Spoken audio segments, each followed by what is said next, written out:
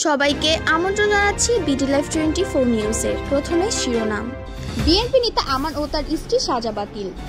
জবি ছাত্রীর ঝুলন্ত মরদেহ উদ্ধার।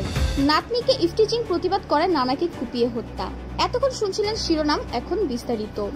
অবৈধ সম্পদ ও সম্পদ বিবরণীতে তথ্য গোপনের মামলায় বিএনপি নেতা আমানের 13 বছরের সাজা বাতিল করেছেন সুপ্রিম কোর্টের আপিল বিভাগ। খোলাস পেয়েছেন আমান ও তার স্ত্রী দুইজনেই।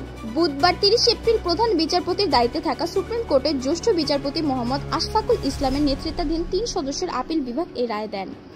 ব্যারিস্টার মাহমুদ উদ্দিন খোকন জানান, দুর্নীতি দমন কমিশনের দুদক মামলায় বিএনপি নেতা আমানুল্লাহ আমান ও তার স্ত্রী সাবেরা আমান খালাস পেয়েছেন।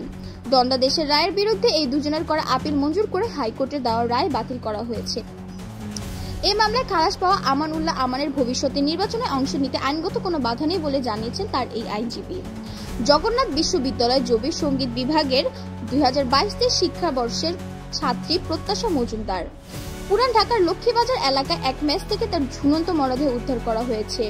আজ মঙ্গলবার 29 এপ্রিল মেস থেকে প্রত্যাশার মরদেহ উদ্ধার করেছেন সহপাঠীরা। পরে তাকে মিটফোর্ড হাসপাতালে নিয়ে গেলে চিকিৎসক তাকে মৃত ঘোষণা করেন।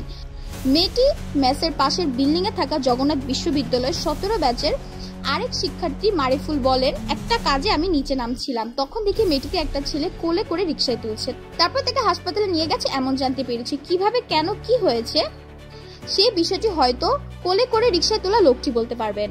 মানিকগঞ্জের সিংগাইর 3য় শ্রেণীতে পড়ুয়া নাতনিকে ইফটিজিং এর হাত থেকে রক্ষা করতে থানায় অভিযোগ জানানোই কাল হয়ে দাঁড়ালো আজগর আলীর জন্য।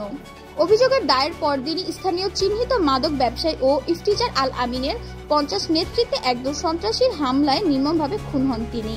নিহত আজগর আলী 50 জয়মন্টপ ইউনিয়নের রায় দক্ষিণ গ্রামের বাসিন্দা ও মৃত আব্দুল রশিদ খানের ছেলে। পেশায় মুদি দোকানদার ছিলেন আজগর, আর অভিযুক্ত আলামিন একই এলাকার কালু পরামানিকের ছেলে।